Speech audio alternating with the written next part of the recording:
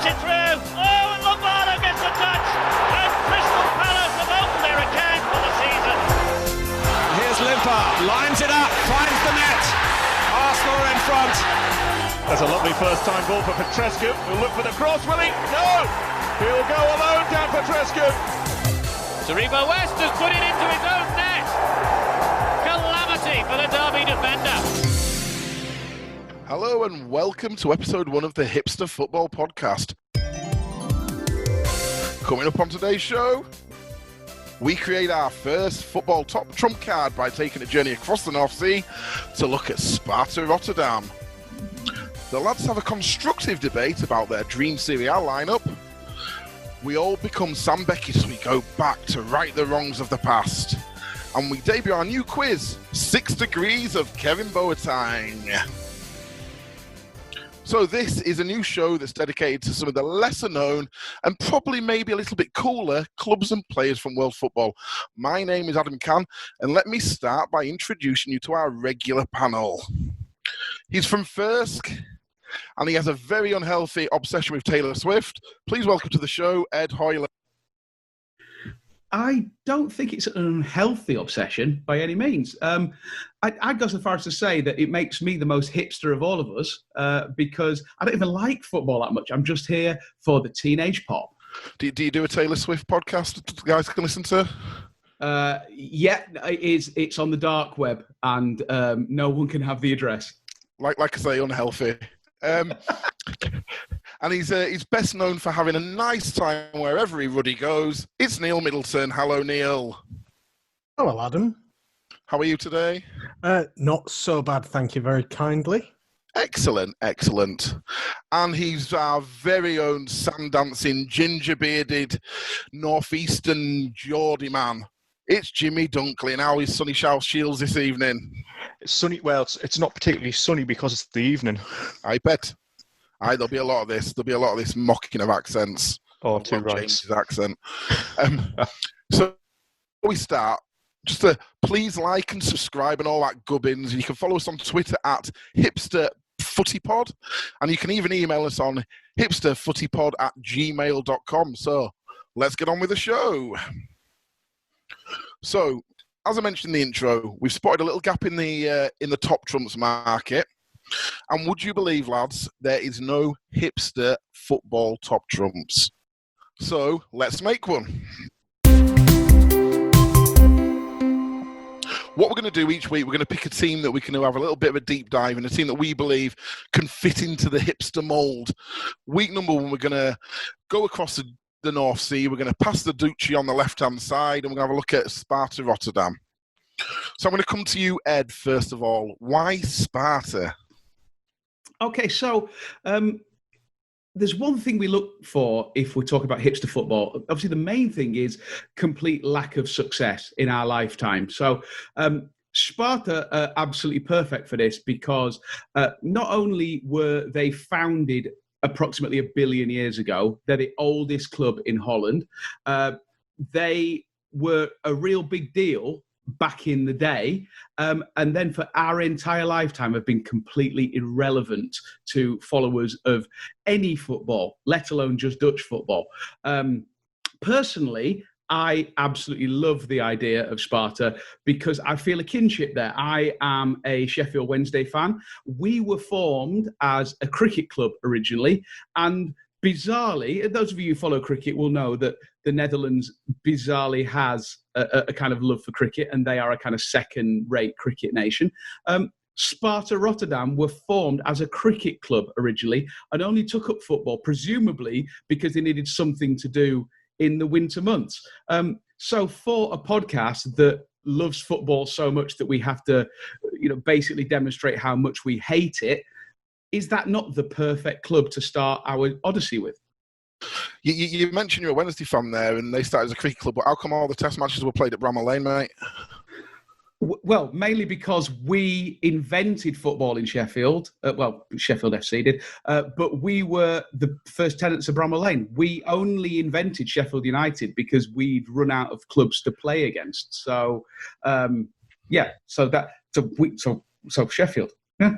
Yeah, fine. Well, I'm sure we'll come back to this in future episodes. James, you have been to Sparta Rotterdam. You have seen them play. What appeals to you about them? Well, to be honest, what appealed to me was absolutely everything about football, because you have to remember a few days beforehand, I had to watch Alan Pardew's Den Haag. So, exactly, absolute hoofball, terrible stuff. So for me, Sparta Rotterdam play the best football on the planet, because I've had to watch Pardew at Den Haag.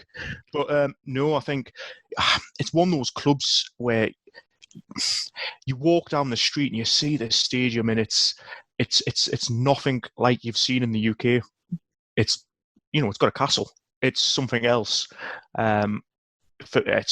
It's hard to explain. It's for people listening to the podcast, it's one of those stadiums you're going to have to go online, have a look, and I tell you what, it's definitely worth a visit in the flesh. So what's the stadium called, guys? How do we pronounce it? So it is Het Kasteel, which just means the castle. And one of the most beautiful things about Sparta is that to this day, if you buy a Sparta shirt, inside the collar, they have the phrase, "We are king of my castle," which is also like a slightly weird, I think, was that a trance tune from like 2002? Oh, it's King of My Castle, isn't it? King of My Castle, that was Must it. be a reason why I'm king of my castle. That one. There we go. So, so effectively, I mean, obviously, Holland, again, the home of 160 beats per minute trance. But, it's a very odd kind of, almost like a family club, but a club that is like royalty in Holland in a way that Ajax and Feyenoord and PSV will never be, because they were kind of the originals. They were the OGs. Right, so that's a really good point there. You mentioned Holland and football in Holland, and Ajax, the club everyone knows, Feyenoord, the club everyone knows. Neil, why are we not talking about Ajax and Feyenoord on this podcast? Well, frankly, the short answer is that they are not hipster enough for us. They are too successful. They are too well supported, and just don't have the same level of cool that we're looking for. But is it fair to say that to have a hipster club, you need to have some kind of success, maybe a history of success a long time ago, a bit of personality? Yeah, and in the case of Sparta Rotterdam, as Ed has already alluded to, they were at one time very successful. Admittedly, a long time ago, particularly around the First World War, just prior and just after, and then had a bit of a resurgence late 50s into the 60s. So they do have a history. They do have honours to their name, but unfortunately, just not of late. One of the things that I noted about them, which really impressed me, and we're all fans of the beautiful game. We love it, but we all have things that annoy us about modern football. And one of the things that annoys me in particular is squad numbering. As you remember, came into fashion in the mid-90s. I'm sure somebody here will know the exact year. Was it 94, 93, 94? Yeah, 93, 94 season, wasn't it? Yeah. And actually in Holland, it's not mandatory, it turns out, to have squad numbering. However, Sparta did have squad numbering until 2010 and decided to get rid of it. So now they don't have squad numbers for their entire squad. They don't have names on the shirt. And I think that's particularly cool.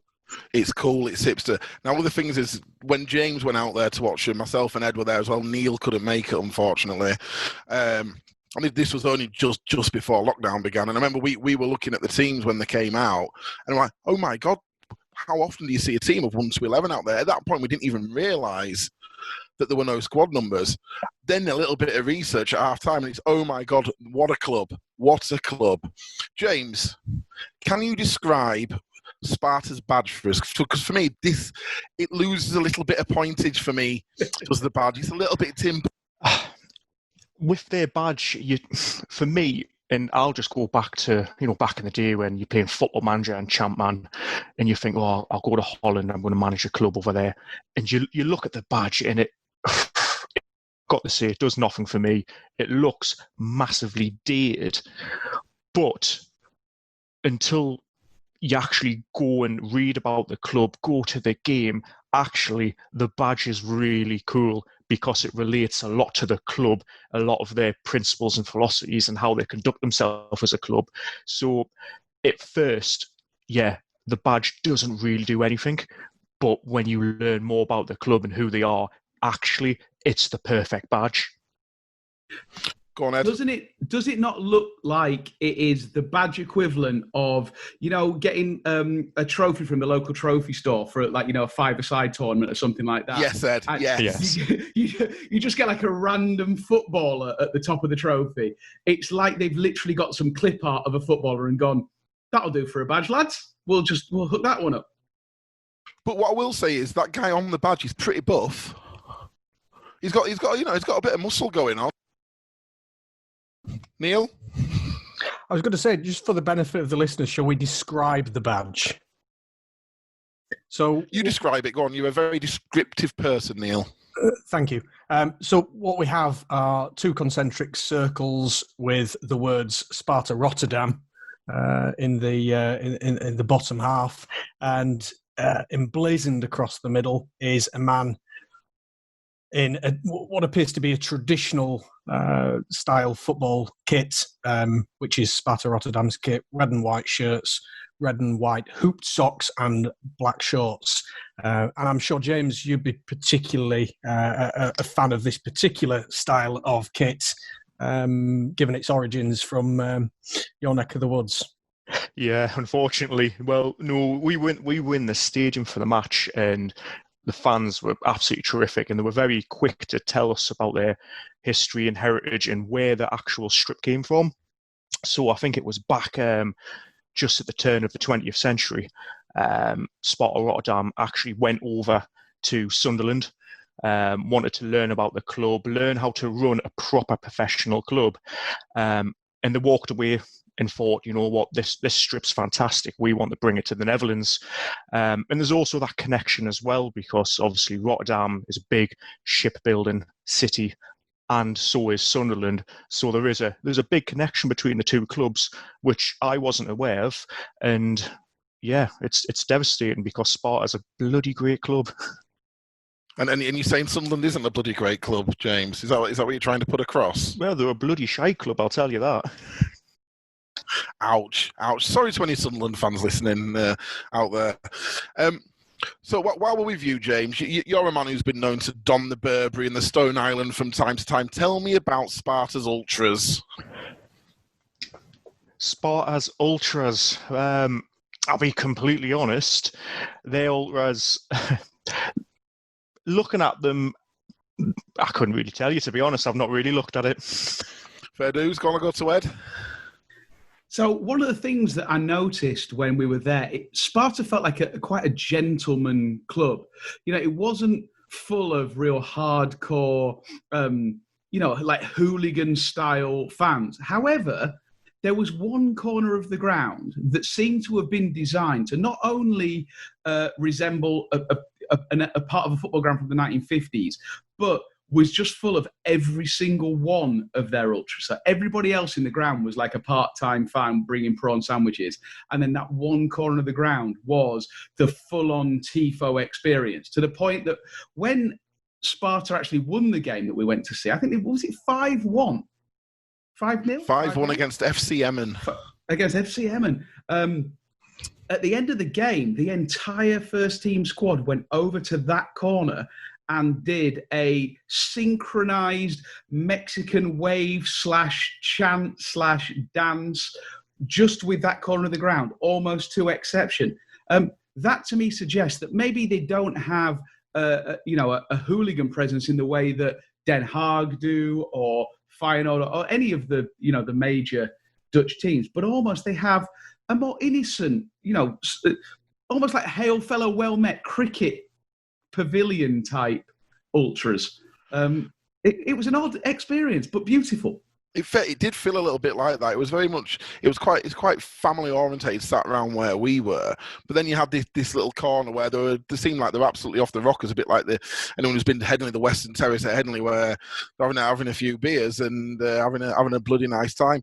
And to tell a little story, after the game, we went into the fan bar afterwards, and we were treated like kings, weren't we, Ed? Oh, it was unbelievable. I'm sure they've met English people before. They all bloody spoke fluent English. So I can only assume that they were just buzzing because it gave them an excuse to get two octogenarian DJs on the DJ decks, start playing out Euro dance from like 1988, and let us spend money in the bar. But what an unbelievable experience in a stadium that holds 11,000 people, packed out for a game that really I don't think had much significance on a Sunday afternoon. And then by Sunday tea time, there were 100 people in the supporters bar, under the stands, decked out with all manner of memorabilia. We were made to feel really, really welcome. Beer, tokens, great music. And, if you're going to go to Rotterdam, there are worse places to go than Het Kasteel. I'm pretty sure that if you're going to Feyenoord and doing the European Tuesday night, Wednesday night sort of thing, it does not feel that kind of, family bouncy experience. So we've talked about the bit about the history. Is there any famous Sparta Rotterdam players who've come through the youth system and stuff like that? Neil? Yeah, absolutely. They've got a well-lauded youth policy. It's produced some stellar stars over the year. Is it as good as Graham Rix's well-lauded youth policy? No, and it's a different type of youth policy. Oh, right. Sorry, I'm mistaken. You might want to edit that out. But in particular, Danny Blind, former Ajax and obviously Holland centre-back, very famous, father of Daley Blind. Yep. Ed de Hoy, formerly of the Premier League as well. Nice pronunciation. Memphis Depay, formerly of Manchester United, flop at Manchester United. Jorginho Wijnaldum, still not a Premier League winner at the time of recording. Yeah, but the fan this goes out, it could well be there, to be fair. But maybe. Kevin Strootman and former Borough midfielder, now at Atalanta, performing his tricks in the Champions League, Martin de Roon. Nice, very good. Anyone else, Ed? There's one more that I'd like to bring to the attention. Marvin Emnes, formerly of Middlesbrough. What a fantastic hipster name to be. He was iconic at Sparta for the 2 years that he played there. And he got his big money move to, at the time, UEFA Cup finalists, Middlesbrough. I watched him quite a lot in the latter part of the last decade. That's a fantastic name to have, I think, in your palmares. As forget about all these like actual internationals. No, Marvin Emnes, he's the sort of player that we should be focusing on this podcast. He's the kind of player that no one's mentioned probably the last 5 years anywhere in the world. Exactly what this podcast is being made for. Brilliant. I was going to say exactly the same thing then. I can't remember the last time I thought about Marvin Emnes. So thanks, Ed. There's one more historical point that I'd like to bring as well in my research around Sparta. So they have a museum at the ground, and we didn't get there in time to go to the museum ahead of going to the match in February this year. However, they do have an unbelievable museum just charting the history of this great club that won everything in the 1950s and were a real big deal way before we'd ever heard of the likes of Ajax and Feyenoord. However, probably the best thing that ever happened to this club was in the local derby. So imagine a match between Sparta and Feyenoord, 1974. Sparta's goalkeeper, a chap called Eddie Treitel, he cleared the ball from his own box. He hit a Seagull with the clearance and killed it instantly on impact. Okay? The game wasn't stopped, but a ball boy rushed onto the pitch and recovered the Seagull, which was at that point in 3 pieces. The club then put the Seagull back together, taxidermy style. No, stop. What do you mean, put the Seagull back together? Okay, so imagine a goalkeeper who could kick the ball so hard that his clearance literally shattered a Seagull, broke a Seagull. Different balls back then, mate. Yeah. So effectively, a Seagull was hit by a mortar shell, exploded into 3 pieces. A ball boy recovered the Seagull while the game was still going on. And to this day, that Seagull has been reconstructed taxidermy style and is now in the Sparta Rotterdam Museum under the stand. And That's amazing. Displayed proudly. So that's a beautiful story. Look, if anyone who is listening, look, my first ever game watching football, there was a dog on the pitch.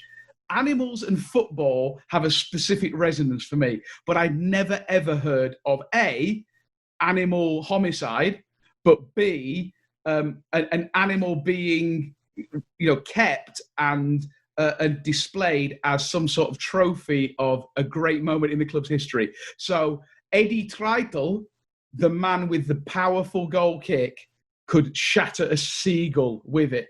I don't think there's anything that any other goalkeeper can bring to the party. Is there photos of this Seagull anywhere? If we Google them, other search engines are available. Yeah, I will put them on social media because I thought, no, Brilliant. this is shit. There's no way that this is an actual thing. But yeah, there are articles about it and there are pictures. So we'll get that on social media by the time this is uploaded. Look at Eddie Treitel's Seagull.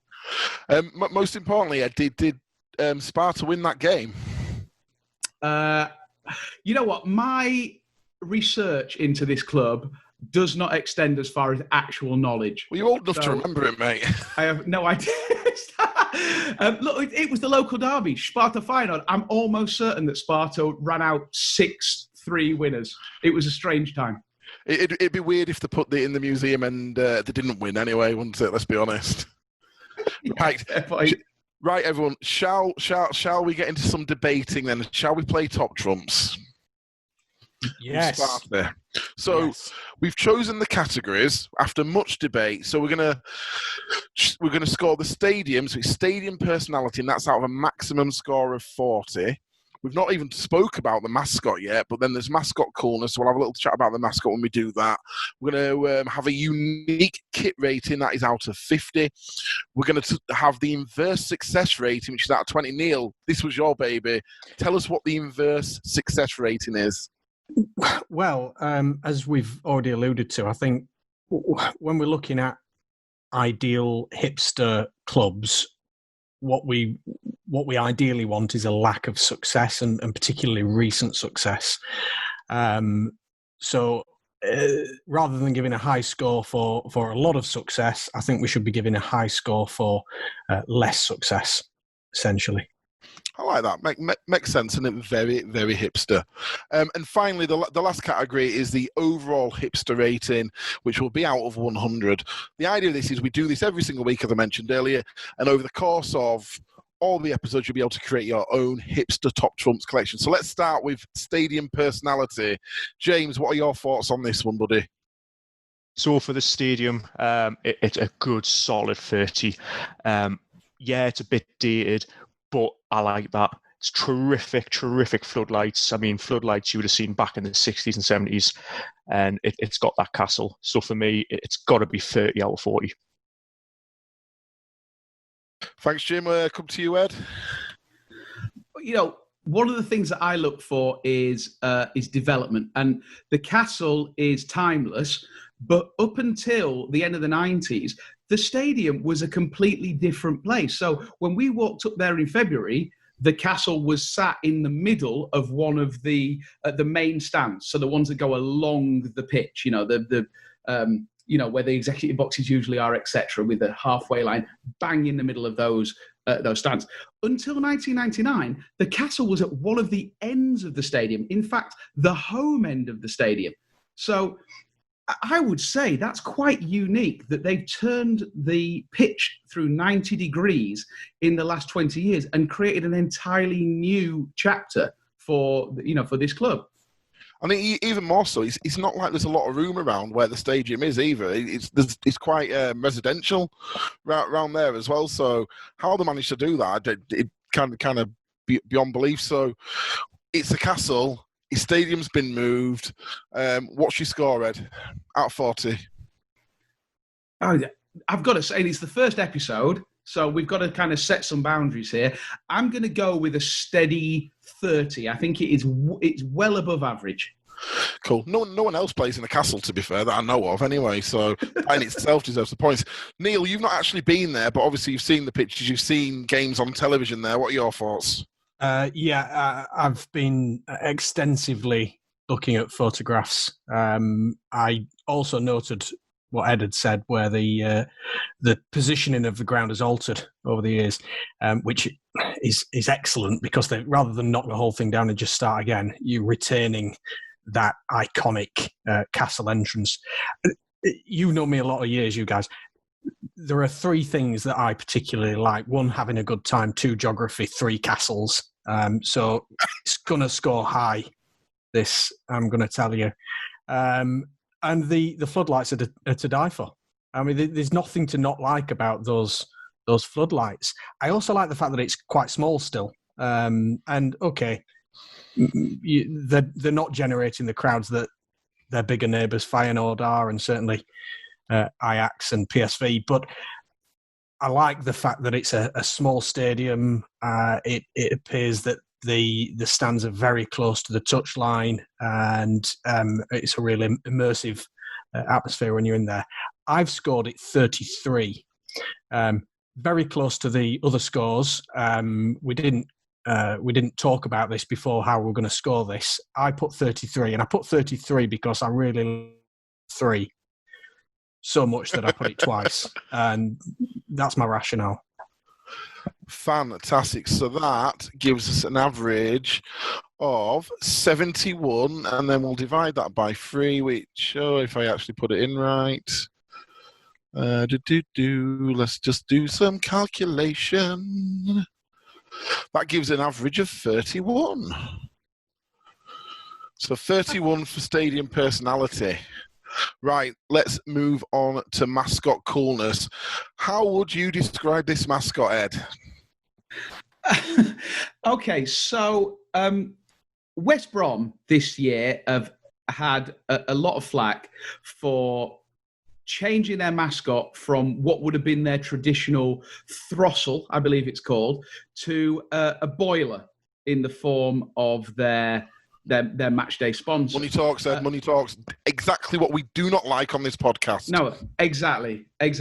I can only assume that the cost of rotating the pitch through 90 degrees required Sparta to go looking for some sort of incongruous sponsor for their mascot, because I've looked into the history of the club, and other than the Seagull that was so tragically killed in 1974, there doesn't seem to be much of a connection to what I can only describe as a really shit generic blackbird mascot.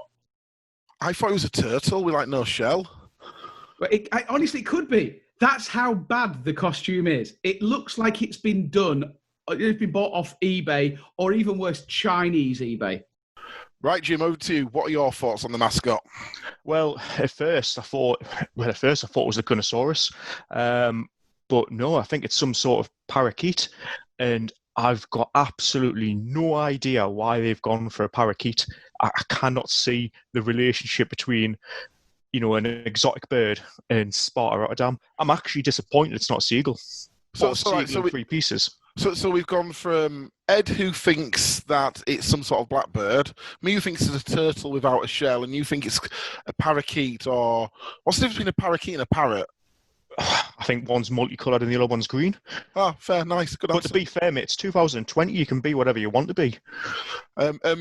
Neil, do you want to name that mascot? No, I don't know its name. I don't mean literally. I mean, what do you think it is? I also am in a bit of a quandary about its identity, its taxonomy. I really don't know. I've looked at various pictures. It could be some kind of lizard. It could be a parakeet. I really don't know, and I don't understand how either would link back to the club, similar to what James said. Does it even have a name? Is it called like Brian or something? Does it at least have? Is there any identifying mark on it? Probably called Jan van Sparta. Casual racism. Sparta bird. So let's give it some scores. Neil, out of 10, please, for the mascot coolness. Okay, it's. I just need to give some justification first. It is clearly a shit mascot, and there's no denying that. Adam, one of the Twitter handles that you and I both particularly like is at Mascot Silence, which is essentially just pictures of club mascots taking part in minute silences. And the more ridiculous the mascot, the better those pictures are. I've not seen this particular mascot in a minute's silence, but I've tried to picture it in my mind, and it's beautiful. So that does counterbalance the mascot coolness to a certain degree for me. So I'm going to score him 4. A very steady 4 there. Ed, out of 10, please. Can we give minus marks? No. Right. Well, in that case, it has to be a very generous 1. I don't see a connection. I like a mascot that is evocative, that speaks to something, and that's not even a seagull. If it was a seagull, I'd be all over it, but it ain't. So no, it's a 1. It's a shithouse mascot. And for you, James? It has to be a 1. I mean, just putting it into Google and seeing it, I thought I spelt the name wrong or something, because I just cannot make the connection. So that gives us a total mark of 2. 2 out of 10 for mascot coolness. No, I give him 4. Yeah, so 4, 1 and 1 is 6 divided by 3 is 2. Oh, wow. Okay. Average. Yes. The first episode, and already Neil has been owned in maths. You said total, not average. I was confused. Yeah. Right, we'll move on before we move on to algebra or anything like that. We'll really struggle with. Pythagoras. Who's he? Oh, did he play for Sparta as well? Yeah. Just Speedy triangles. Right winger. Good with triangles. Yeah. This is related. What is it about Dutch football where they're absolutely obsessed with Greek mythology? So we have like Sparta. We have Hercules, we have Ajax, we have even like Xerxes, the Persian king from 300. They are all clubs in Holland. What is it about the Dutch where they have to name their teams after like figures from Greek mythology? Maybe that mascot is actually a fucking minotaur. I don't know. I think right, there's a question then for our listeners. Question for our listeners: if you know why so many Dutch football clubs are named after Greek, what's the word, please? Someone who's more intelligent than me. Gods, goddesses. Yeah, Greek gods or anything like that. Please get in touch at Hipster Footy Pod, on Twitter, and just please let us know that, and we'll give you a shout out on the next show. So let's move on to unique kit rating. This is a mark out of 50. Sparta Rotterdam, red and white stripes, always have been. Over to you first, James. I think because the strip wasn't just plucked out of the air, because there's a very good story behind there with the links to Tyne and Weir and the links to Sunderland. For the kit, out of 50, I'm going to be really generous and give it a good 38. 38, nice. Edward? For obvious reasons, I hate red and white stripes. However, that badge is majestic. I love all the little touches, King of My Castle and all of this. They are a community club. I'm going to give it a 32. 32. And another fan of red and white stripes, Neil? Not exactly. But I've scored it similarly, but for different reasons. I think in and of itself, the shirt and short combo is not particularly interesting, to be blunt. It's red and white stripes and black shorts. It's an oft repeated template around the world. Hooped socks, however, give it some additional points for me. Point. As I've already mentioned earlier, the lack of squad numbers is a real plus point for me. So I've scored it heavily on that. And I believe the current season shirt is actually sponsorless. So no, it's not. No, I'll edit that out. I did look at a picture online. It showed me. But anyway. They do sell a sponsorless version in the club shop, to be fair. Maybe it's it was a picture of the shirt from Sensible World of Soccer. No. I've scored it 35. Do you want to reconsider that now you know it has got a sponsor, or are you happy with your 35? I'm quite happy with my 35. I threw the lack of lack of sponsor in at the end just as an additional comment, but really for me it's hooped socks and it's lack of squad numbers. The lack of squad numbers is 25 points on its own. Obviously, I don't get a score in this, but I will say that I am wearing the Sparta Rotterdam shirt right now because that's how hipster I actually am. But I will say that I'm quite a rotund gentleman, and I bought the biggest size I got, and it's fair to say it's a little bit tight. It's a little bit tight. So if you are really fat like me, just be wary when buying a replica shirt. Is probably what I'm saying. That gives us a score for unique kit rating of 35 out of 50. On to inverse success rating. We'll throw to you first, Neil. Okay. They have had success, as we've already mentioned, but it's a long time ago. They've had some European football back in the 80s was the most recent. Never won a European trophy. On the basis that they have, as has already been alluded to, been largely irrelevant for the last probably 20 years, most of which has been in the top division, but without any silverware to speak of.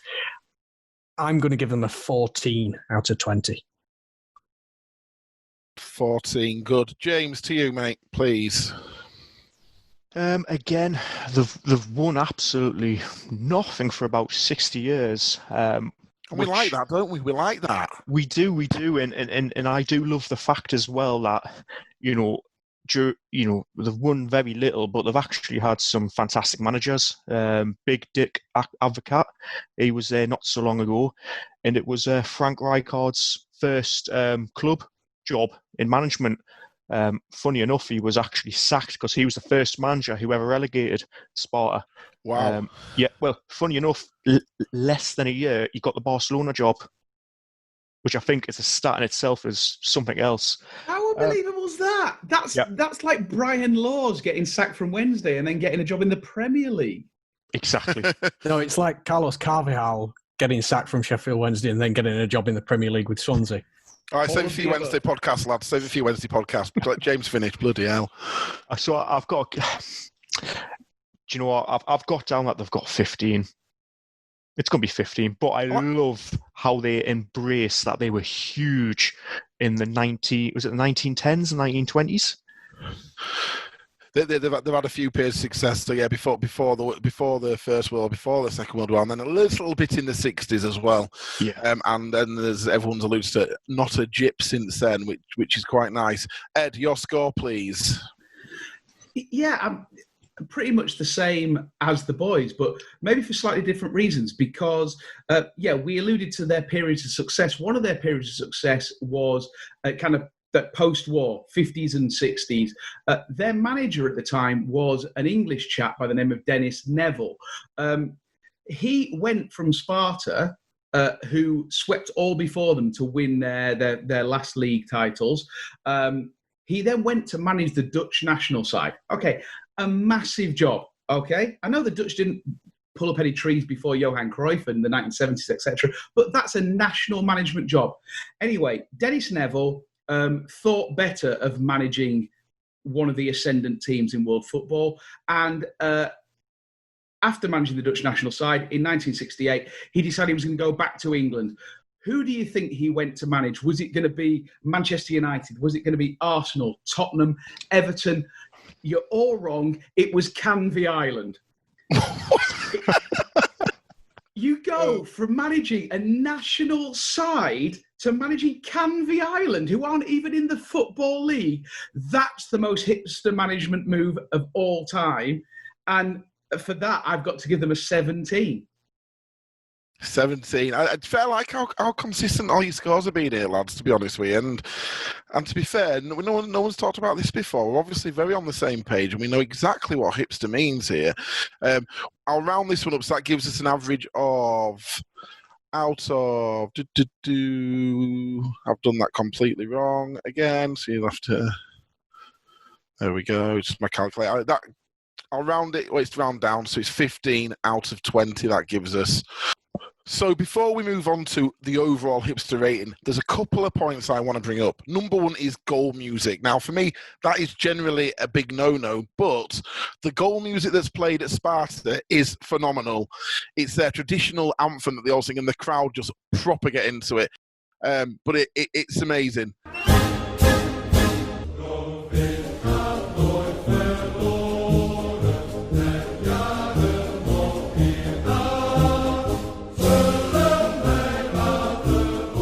So with that in mind, guys, I'm going to come to you first, Ed. Overall hipster rating and why? How can that not be like the max with that? Goal music's unbelievable. For Sparta as a whole, I'm so fond of them, having been there and experienced it all. But we have to set the bar somewhere. So I'm going to leave some room for improvement, and I'm going to go 79. 79. It's a good score. It's a good score, Neil. Similar to Ed. I've gone slightly higher. There's similar reasons, and I think we do need to set a bit of a benchmark, being episode 1. I've gone for 82. And to you, Jim? I feel really bad for saying this because, again, it's all about setting that benchmark. I've given them 75, but I do feel I've undervalued them. It's definitely something I would want to revisit after a few pods.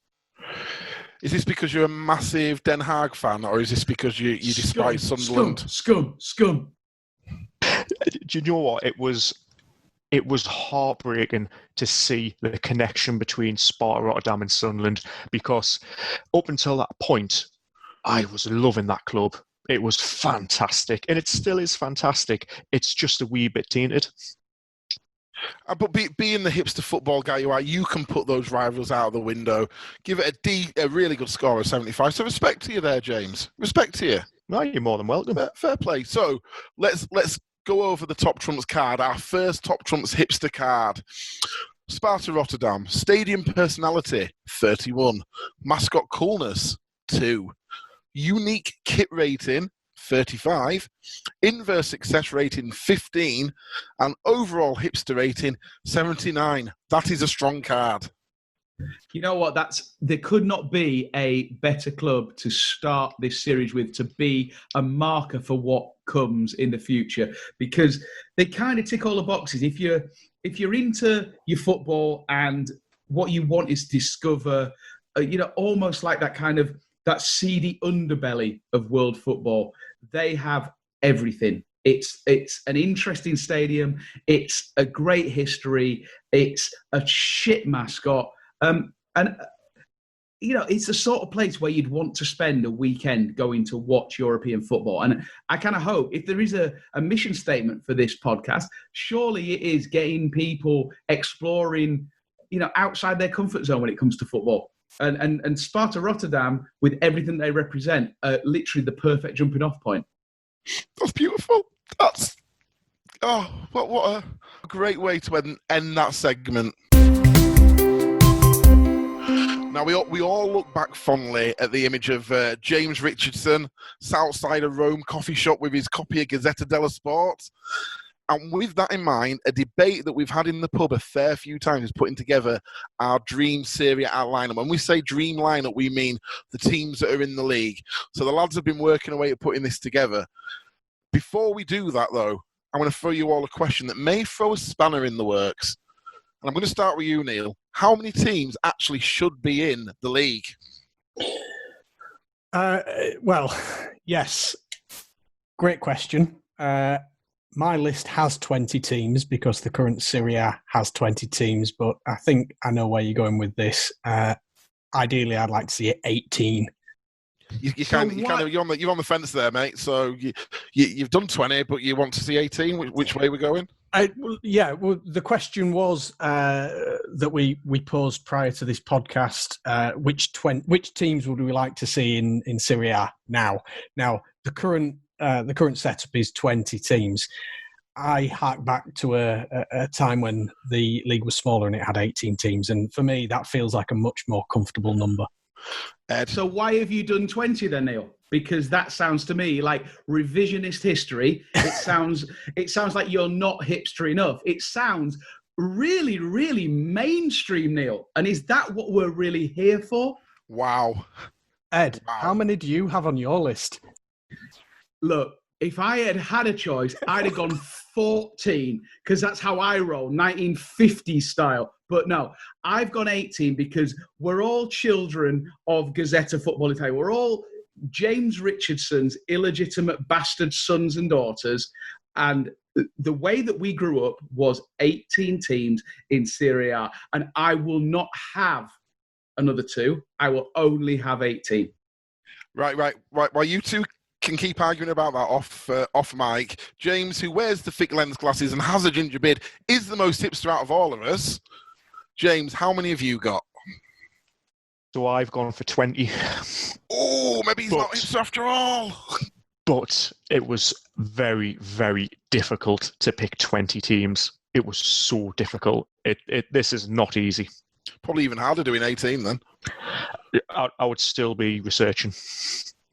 Right, so here's what we're going to do. As a judgment from the host, what we will do is we will do a league of 18, but we will talk about the last two places as well that can be in there as possible promotion hopefuls for next time we have a discussion about it. Now, compromise.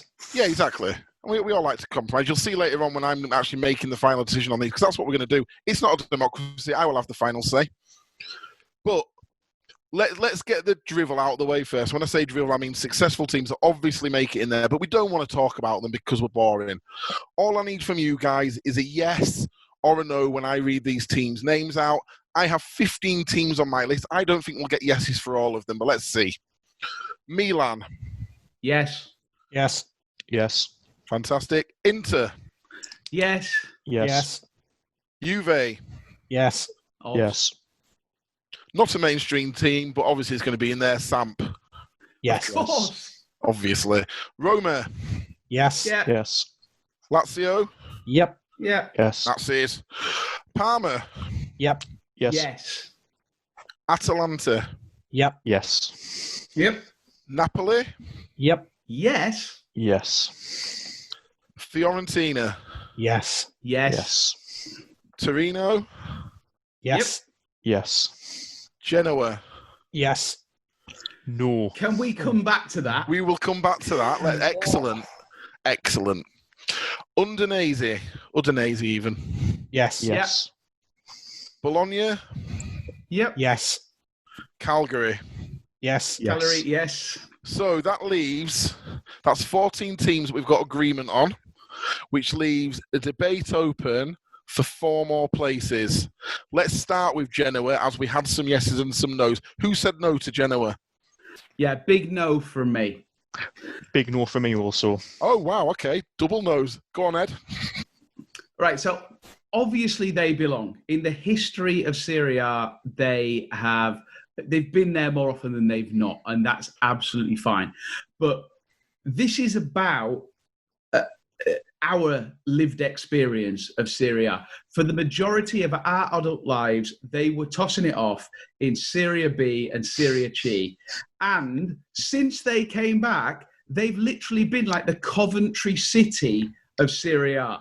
They are utterly forgettable. They have done nothing. They have not troubled the scorers whatsoever. So I respect their history, but to me, that, Genoa appearing on that list of fixtures on Channel 4 does not toot my horn.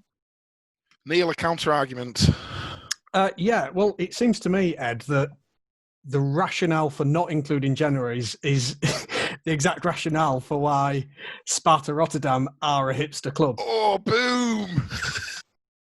Fight you. So, for me, Genoa are, first and foremost, a historically very successful club, but haven't had any success of note for quite a long time. That said, they still have a very big fan base. They still have a very hotly contested derby with Sampdoria. One of the most, in fact, it's been quoted as being the most important derby in Serie A by some very famous people.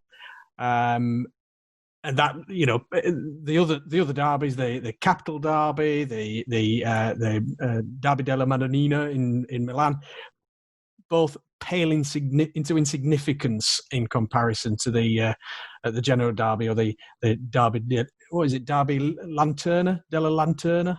Della Lanterna. Yeah, all right. So Jim, you said no as well. Can you counter Neil's argument? Because it's a damn good argument, to be honest with you.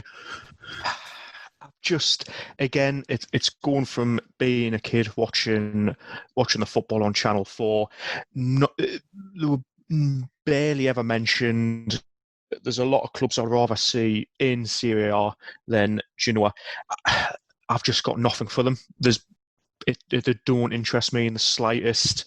There's one club in Genoa, and it's not Genoa. Go on, Neil.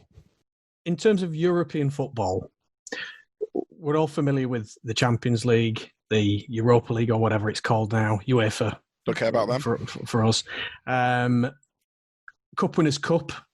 Now it becomes a little more interesting. Indeed. What is more hipster than all of those put together? Intertoto Cup.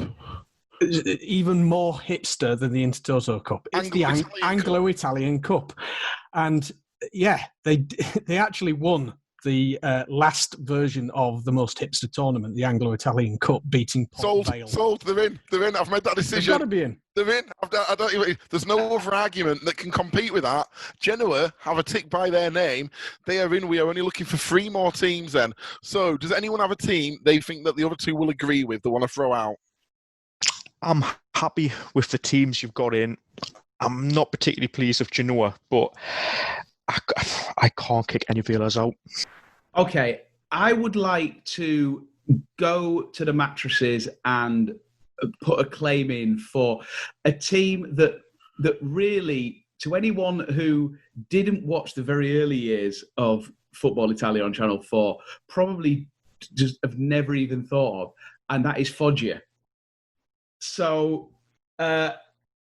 Foggia are super special because the very first season of Football Italia, we didn't know anything about Italian football apart from the big names. Okay, so discovering that there was a team there managed by this absolute batshit East European called Zdenek Zeman, with these players called Beppe Signori and Brian Roy and Dan Petrescu. He played a 4-3-3 formation, and in Italy. 4-3-3 in Italy? 4-3-3. In the early 90s? Yeah. So, 91-92, they scored 58 goals in that season. Nobody scored more goals than in that. Italy? Season. In Italy? In the early 90s? In 34 games, they scored 58 goals.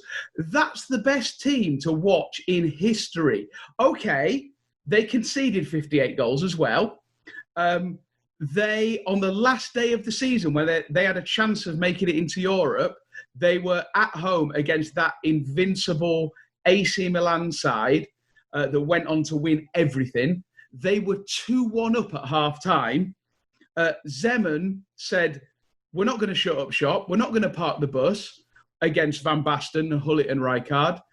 We are going to go out there in our 4-3-3 and we're going to beat AC Milan at their own game. We're going to beat them with fluid, attacking football. 2-1 up at half-time. The full-time score, 8-2 to AC Milan. However, that doesn't matter. That club launched Zdeněk Zeman. Without that club, without Foggia in 92, there would not have been a Lazio. There would not have been Paul Gascoigne. There would not have been everything that was great about Italian football in the mid-90s. Yes, Foggia now are a dead club that play in Serie D, but that is not the point. They were the romance of Football Italia. And even though they were only in Serie A for like 3 seasons, that's the heart and soul of it to me. That is why I fell in love with Italian football. That's why Foggia have to be in that 18. Neil or James, have either of you guys got Foggia? No, I don't have Foggia. They were briefly considered, and Ed makes a very strong argument. I have to say, I love the reference to Zeman. Maverick football, maverick formation, just a completely different style to the Catenaccio football that prevailed in Italy at the time. I didn't have them on the list. I have other teams that I would suggest would be in there ahead of them. Throw one of those teams out for us now then, Neil. Okay, well, I have Palermo as one of my choices. Going down to the south. The dirty south, into Sicily, actually. First of all, they play in pink, which I love because it's obviously regarded as an effeminate colour. There aren't very many teams in the world that have the brass balls to play in a pink kit. They are a very well-supported club, but have 0 honours to their name. They're actually in the top 10 most supported clubs in the whole of Italy, would you believe, but have never won a thing. Periods of relative success in Serie A. They've been in there for quite a few seasons altogether over the years, but again, never managed to actually translate that into any silverware. They've had the tumults more recently. They've been wound up as recently as last year and created again as a Phoenix club. Am I right in saying that Dean Holdsworth was involved with Palermo recently as well? I don't know, are you? No, Dean Holdsworth did try and buy them, or had his foot in the door and was part of them being wound up, I believe. Is that his top man money coming through finally? That's it exactly. That's it. The classic suit with no tie look. Well, there was it was a British-based sports company that actually bought Palermo. They bought them for €10 because at the time I think they had debts of €28 million. But interestingly as well, during the due diligence of the purchase, David Platt was involved. And once David Platt did what he needed to do, then Dean Holdsworth came in as a sporting director. Wow. Mad times. Wow. And That is ringing a bell now. Have you got Palermo, James, on your list? I've got Palermo on my list because they're similar to Newcastle. They're well supported and never won anything. Yeah, you could say that, but they've just got. I mean, you look at some of the players they've had in the past. I mean, they had a fantastic spell from, I think it was early 2000 to about 2005. You know, they barely just missed out on Champions League football. But just doing a little bit of research on them, something I've seen, and I know you guys love anything to do with Italianity. So in the 2011-2012 season, they sold Pastore, and with that money they went out and signed a new player. He was a Paraguayan left-sided midfielder, and his name was Roger Miller Rojas. And young Roger Miller Rojas from Paraguay, I think he played maybe twice for them, spent about 8, went to Switzerland, had about 8 games, and now he's back in Paraguay playing football, and I think he's about 27 now. And for that alone, they've got to make the list. I think Roger Mila is still claiming that he's 27 at this point. Yeah, he is. True. What I loved about Palermo as well was that period, wasn't it, in the early 2000s with Zamparini as the owner, and they had Luca Toni just smashing goals in left, right, and centre. One thing that I did uncover about Palermo that I think makes them iconic is that when Zamparini bought Palermo, he'd been the owner of Venezia. He'd got Venezia, or his staff had got Venezia up to Serie A. And then he'd sold the club and he bought Palermo. That summer, he hired a bus to go to Venezia. He kidnapped 12 of Venezia's players, drove them to Palermo's training camp for pre-season, and then forced them to sign for Palermo. Is that not the most ludicrous, like the most Italian thing that could ever happen? It's the most Sicilian thing that could happen ever. Yeah, absolutely. But from that came Luca Toni scoring, 34 goals in 20 games or some shit. Palermo was such a part of that period of early 2000s. And that pink kit is the greatest kit of all time. That's the most hipster kit, sure. I think we all seem to be in agreement then that Palermo are in the league. Can I have a show of hands and a nod of the head for that one? Yes.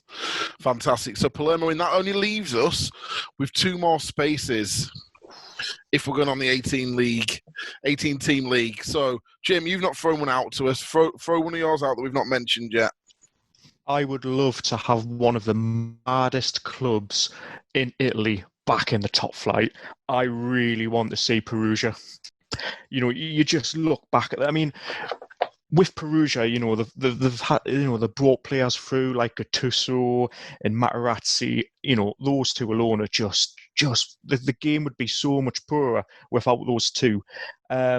Even just when I was growing up, it was a club who it was just one madness to another. I mean, we all remember the story of, was it An Jung-hwan, South Korean striker who was on loan at Perugia and scored that winning goal against Italy that knocked them out of the South Korean Japan World Cup. Next day, you've got their owner basically terminating his contract, saying he's single-handedly ruined Italian football. I mean, just madness like that. I mean, even looking back in 2004, when they tried to sign Bridget Prinez, the German female footballer. So their chairman was desperate. He wanted to be the first club in the world, first male club to sign a female footballer. And I always remember he was in front of the TV, cameras, and he was quoted as saying, she is very beautiful and has a great figure. I can assure you, she's also a very good player. I love that beautiful and great figure came first. Good player second. Oh, Neil, you're sure that should be? And I have to say one more thing about Perugia as well. I mean, looking back, signing Jay Boyfroyd's one thing, but when you go out and sign General Gaddafi's son, Sadi Ali, that's something else. I mean, fair enough. If you go back and look at his history when he was playing in Libya, I mean, by all accounts, he was a terrific finisher in Tripoli. But in Italy, he was absolutely garbage and shouldn't have been anywhere near a football pitch. He even went out and paid Maradona to be his technical coordinator. I mean, that a club that mad, that mental, has to be in one of the most mad and most mental leagues in Europe. Do we have any counter arguments on that? It's going to be a tricky one to argue back. Mad as a box of frogs, it's fair to say. Are they otherwise hipster enough? The kit isn't particularly interesting, I have to say. It's a pretty bog standard red kit. I don't think the stadium is much to speak of from the pictures I've seen of it. they're not ticking my boxes. You're not convinced, are you? You're not convinced. You're not convinced. Okay, well, look, I'll put them in the maybe pile. Let's throw another name out there, Ed. Okay, so this is a little bit personal, but it might be. No, then, mate, we'll move on. No, go on. Carry on. It might be the epitome of a hipster pick because this team had basically 2 seasons in the relegation zone in the mid-90s. The only reason why I'm putting them in here is because they signed Alexi Lalas, the American, I think he was a centre-back. I don't even know what position. Oh, no, he was a centre-back. Yeah, he was a centre-back with Lalas. Centre-back and also lead singer of the Spin Doctors. Indeed. So pocket full of kryptonite.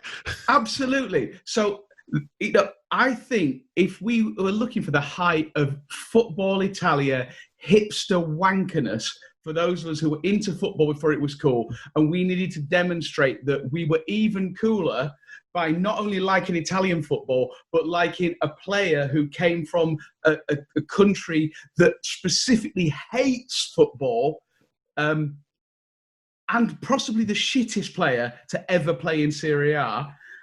The fact that he had scored a headed goal against England in whatever it was called, the fucking Umbro tournament or something. The He Believes Cup. The He Believes Cup in 1993. Graham Taylor's England were undone by the lead singer of the Spin Doctors. Padova then immediately signed Alexi Lalas, and for 2 years, they were part of this Serie A dream that we all lived. So I don't think Padova deserved to be in there. Let's not get it twisted. But as far as I'm concerned, if there's going to be a hipster pick, it's a club that you only pick because A, they weren't even in Serie A that long. B, they had as a record signing an American soccer player, Socher player. So I will live and die on the hill of Padova. And to be fair, Lalas was hipster before being hipster was even a thing. He may be ground zero of hipster, to be fair, Alexi Lalas. Neil, any more from you want to throw out there? Yeah, I went for Bari. Or some James on that one. For similar reasons as I suspect the other guys are applauding. Again, going back to football's heyday, and certainly Serie A's heyday in the 90s, they began that decade moving to their brand new stadium, the San Nicola, which is referred to as the Spaceship. It's a 58,270-seater stadium, completely bonkers in size, completely bonkers in design, far too big for the club, and they have stayed since. They immediately after the 1990 World Cup decided to sign David Platt, and I think that was largely on the strength of the goal that he scored in the World Cup third place playoff, which was at the San Nicola. They're obviously there. The club manager and directors are obviously there watching it and thought, "Oh, he's a bit of all right. Let's sign him then."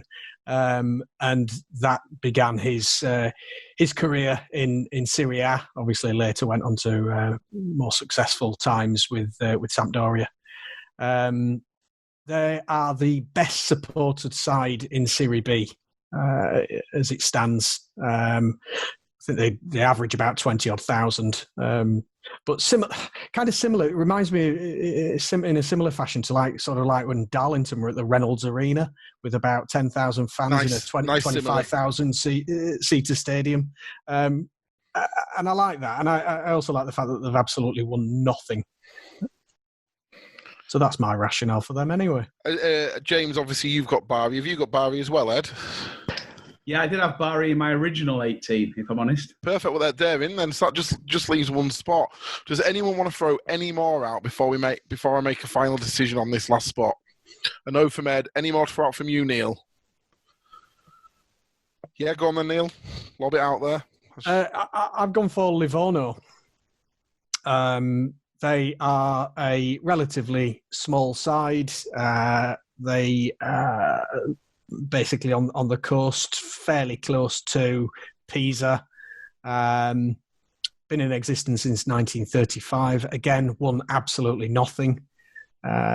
They are famous, or Livorno as a city is famous for being the birthplace of Italian communism, and they're very proud of that fact. And even now, the fans are ultra-communist, ultra anti-establishment, proudly anti-fascist, which has to give them some points.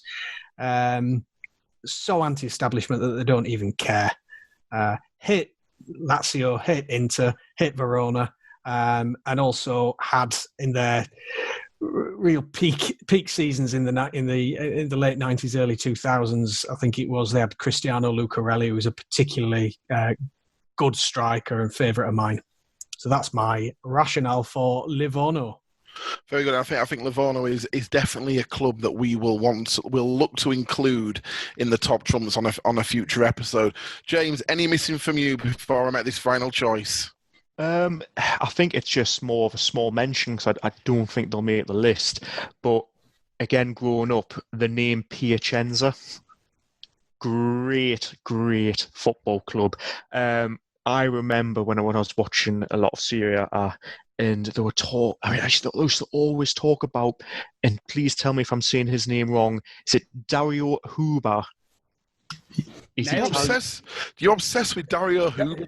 Stop calling him Dario Huber. You're never going to meet him. The Italian man with a German name. And I remember when he was banging in goals, it might have been 2000, 2002. And he had almost no right to be scoring more goals than Trezeguet and Del Piero. And it's a club that it just stuck with us. And the more I look at them, I love the badge. I don't think they'll make the list, but they're definitely worth a mention. Excellent. So just a couple that have sprung out that haven't been mentioned. No mention of Verona, and no mention of Brescia. So, Verona, they won the 85 Scudetto, didn't they, against all odds. And they also birthed Adrian Mutu, who is quite a hipster footballer. Very much so. You see him going down the line all the time. But I looked at them and thought, you know what? They've done nothing else over 30 years. So over a 30-year time horizon, they're basically like Leicester City. In 20 years' time, are we going to be talking about Leicester City like they should be perennial Premier League members? I don't know. If we go back 30 years, Leicester City weren't Premier League members, but they won the title. So I don't think Verona deserve it. Do people still talk about Blackburn as perennial Premier League members? Don't talk about them as perennial anything. Scum. Fair. Venky scum. Fine. Neil, you were begging to bring.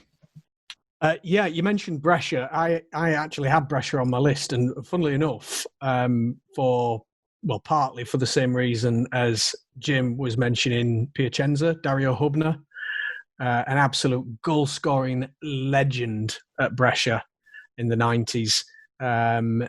Such a hipster footballer, didn't look like a footballer. He looked like a bricklayer, and smoked profusely. Before the game, at half-time, you'd just see him there, sat at the side of the pitch, fag in hand, and then he'd just come onto the pitch and notch every time.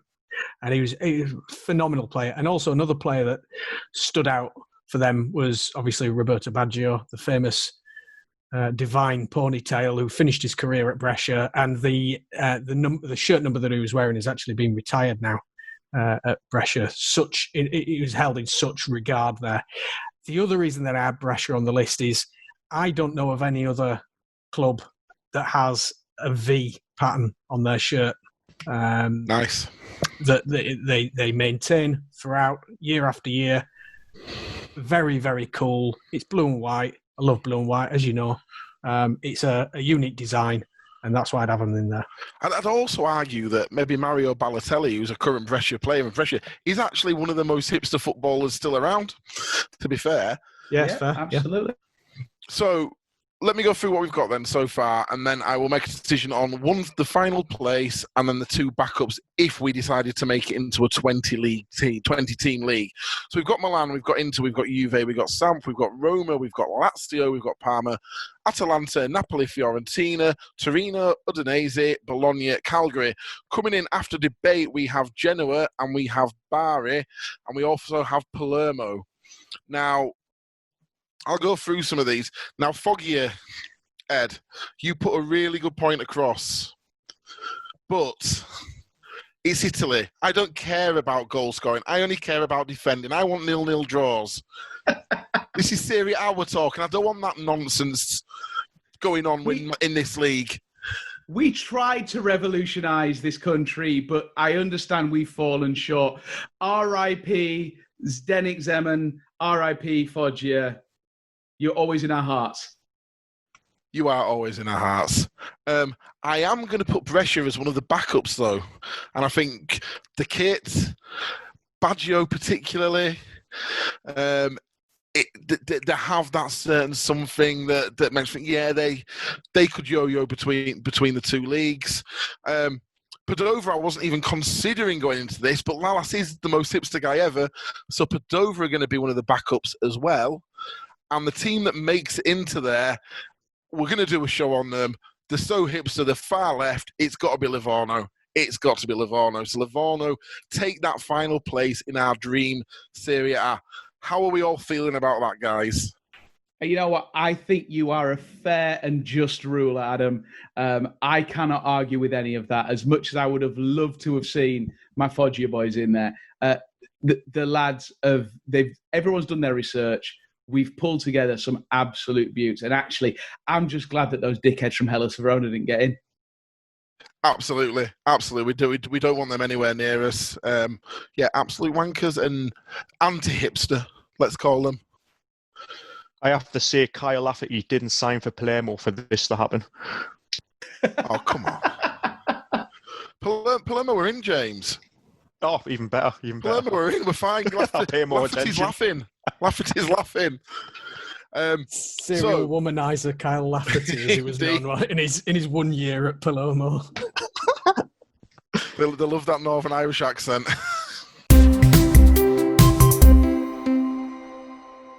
So now it's time to step into the shoes of Dr. Samuel Beckett. As we quantum leap, we're striving to put right what once went wrong and hoping that the next leap will be the leap to Union Berlin.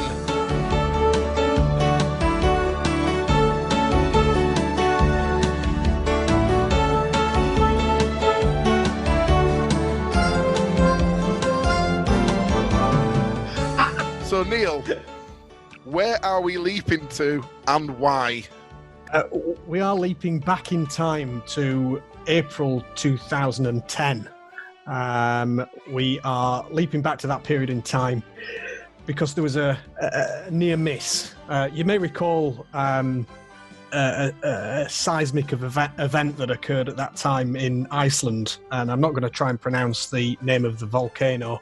I thought you were talking about when Leeds got promoted from League One, which happened. I'm afraid not. No, maybe that's a subject for another time where we can talk about how much we would have laughed had that not happened. But no, what we are looking at in April 2010. A bit of a sliding doors moment, perhaps, but people may not know this, but Robert Lewandowski was set to sign for Blackburn Rovers and had been invited over by Sam Allardyce to watch their home game against Everton, with a view to him signing a contract for a transfer for €4.5 million from Lech Poznan at the time. And it was supposed to be a replacement for Benny McCarthy, who was just about to leave for West Ham. His plane was grounded as a consequence of the volcanic eruption in Iceland. And before he was able to get a plane over to England, Borussia Dortmund made a call, and the rest, as they say, is history. So, as Dr. Sam Beckett, we are going to go back. The ash cloud we have managed to stop. That plane has taken off. It's landed at Manchester Airport. His taxi or chauffeur-driven car has arrived at Ewood Park, where he can meet Big Sam. How does that change history for Blackburn, for Lewandowski himself, and for any other club that may or may not have been involved? Ed? So the way I see it is that at the time, that would have been a transfer that would have enthused Jim White and Natalie Sawyer on Sky Sports News. Wouldn't really have moved the dial initially. However, Lewandowski's talent is undeniable, and it's obvious that he was never going to stay at Blackburn Rovers. However, in the 3 years that he was resident at Ewood Park, he scores 100 goals in 116 appearances. He attracts the attention of Manchester City. He moves there in 2014 on a Bosman on a reported £250,000 per week salary, Wow. resetting the wage structure in the Premier League. The combination of Lewandowski and Aguero tips City into literally unstoppable status. They go on to win 5 out of 7 Premier League titles, along with 3 Champions Leagues between 2015 and 2019. Manuel Pellegrini, regarded now obviously as the greatest football foreign manager in English history, they're finally dethroned in 2019 by Pep Guardiola's Manchester United side, who return thereafter to their historic dominance of English football. Blackburn's top 6 finishes, however, in those first 3 years means that Sam Allardyce gets the England job in 2012 after Fabio Capello's failure. And he leads a young England team to a shock semi-final berth in the World Cup of 2014. They lose to Argentina on penalties, but it leads to a renaissance of the English game, which culminates in victory over France in the World Cup final of 2018. James, what do you think happens? Well, obviously he comes in at pre-season, Lewandowski, and he massively struggles in pre-season. A lot to do with Big Sam and his hoofball tactics. Because of that, Big Sam actually loses faith in him, and he doesn't travel to Australia to play in the Sydney Festival of Football. He's actually forced to play for the Blackburn Rovers reserves away at Barrow. Anyways, during the first half of that season, Big Sam loses his job in December, and Steve Keane takes over as manager. Anyways, due to injuries, Benjani's out injured, Roque Santa Cruz, most hipster name in football, he's out injured, and Jason Roberts is out injured as well. So Keane's got no choice but to play Lewandowski, who goes on an absolute scoring run. He's fantastic. And at the end of the season, Blackburn finished 7th. Things are going superb. Anyways, next season, this is Lewandowski's first full proper season under Steve Keane, who is doing terrific, by the way. Lewandowski and new signing David Goodwillie go on to form a fantastic partnership. It's up there with Shearer and Sutton. They go on to score 38 goals that season, Lewandowski scoring 28 of them, and Blackburn go on to finish 4th. Because of this, Steve Keane actually goes on to take over from Fabio Capello, where he takes England to the Euro 2016 semi-finals after beating Iceland 4-0 in the quarter-finals. England lose to France on penalties. The sad thing is, Blackburn go on to appoint Tim Sherwood as their head coach, and they are famously knocked out of the Champions League qualifying round by Maccabi Haifa, if I'm saying that right or wrong, which to the delight of Big Sam, who is lauding this up as he's working for beIN Sports. Anyways, Lewandowski goes on the sign for Tottenham Hotspur, which results in Harry Kane signing permanently for Leicester City. To this day, Harry Kane is still sitting on the bench for Leicester City. Big Sam is still drinking wine from a vase, and Tottenham and Lewandowski are banging in the goals and have still won nothing. Brilliant, James. So, Neil, what do you think would have happened to Dortmund then? Because they haven't signed him. Well, you kind of need to look at what did happen. And we know what happened to Blackburn the year after they were supposed to sign him with the Venky's takeover, chicken magnates, the Venky's, and the implosion of the club from there on. As for Dortmund hadn't won the Bundesliga since 2001, and powered partly by Lewandowski's input. He did only score, I think it was 8 Bundesliga goals that season, but they did go on to win the Bundesliga in 2011, so the first in 10 years, and then again the following year, 2012, breaking that hegemony of Bayern Munich. Obviously, he then moved on to Bayern Munich some years later and has won tons of accolades since then, and both on a personal level and with both clubs. Fantastic. So what I'll say to you at home, if you have a theory on what would have happened if Lewandowski had have signed for Blackburn, get in touch with us at hipsterfootypod on Twitter or at hipsterfootypod@gmail.com. Let us know about it and we'll share some of the best ones out if anyone gets in touch. It's episode 1, so we won't hold his breath on that one. Before we end this drivel, which, let's be honest, it's been mostly drivel, but very enjoyable, we'll do a little quiz.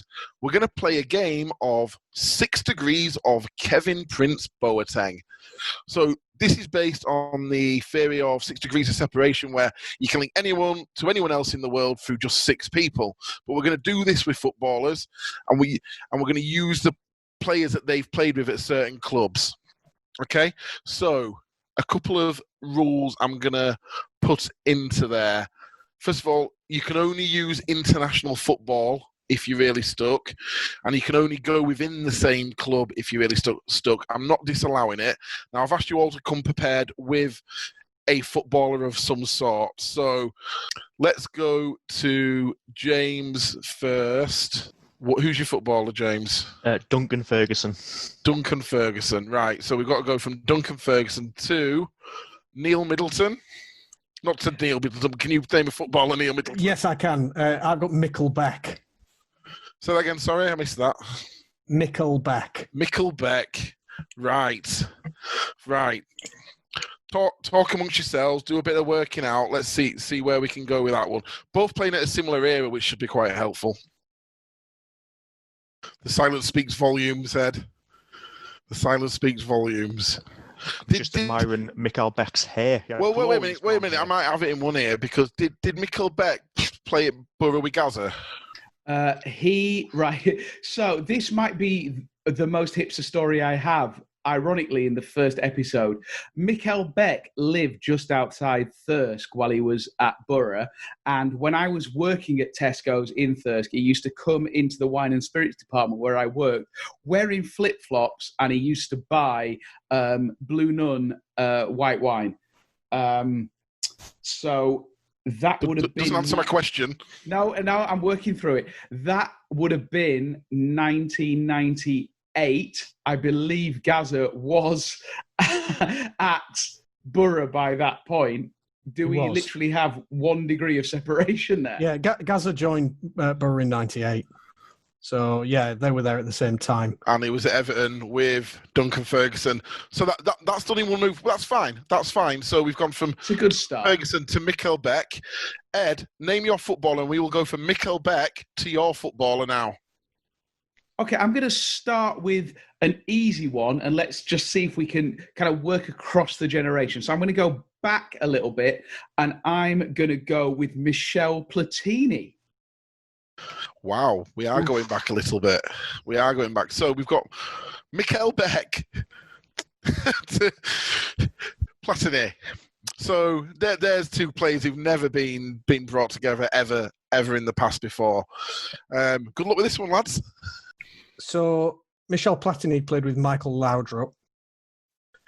Michael Laudrup played at Barcelona until 94 with Romario. Very good. And I know we're saying let's not do it unless we're desperate, but Romario, of course, played international football with Juninho. Okay, so that you played with Mikkel Beck at Middlesbrough, of course. Right, we've got it.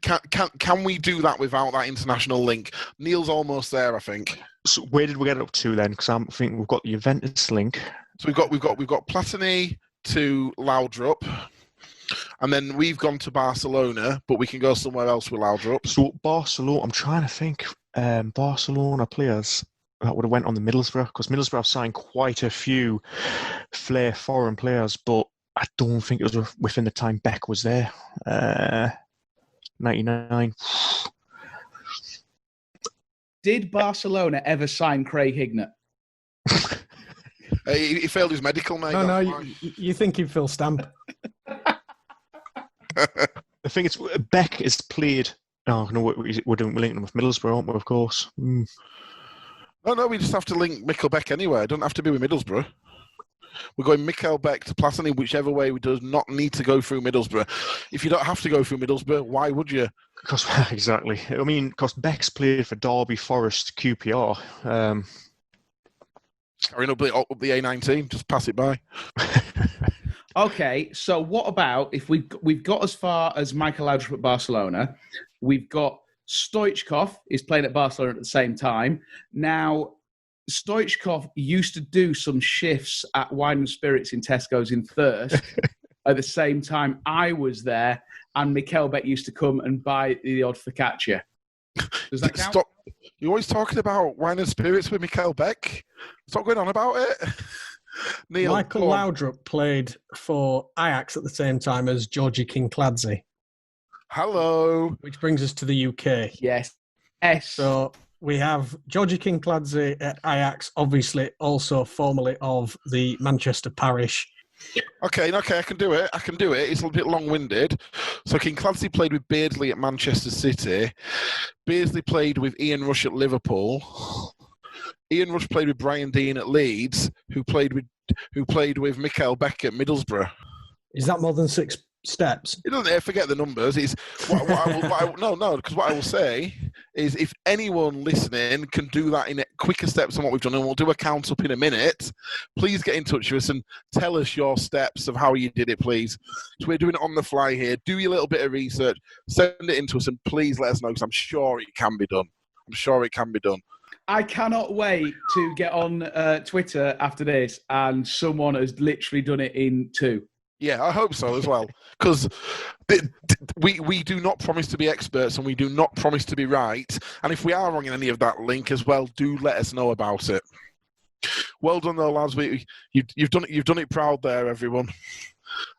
So right, that's it. First episode in the bag, lads. Remember, everyone, to like, subscribe, give us all the ratings you can do, ideally 5-star. But if we're shit, give us a 1-star. It doesn't really matter. And it's a goodbye from Ed. Goodbye. I tell you what, if you want to talk about retro football and also Wine and Spirits, then I am at Sausage Arms on Twitter. And it's a goodbye from Neil. Thanks for having me on. I've had a really nice time. Goodbye from South Shields and James. Thank you very much. I've enjoyed myself and look forward to doing this again. And cheerio, everyone. Goodbye from me. See you next time. Bye-bye.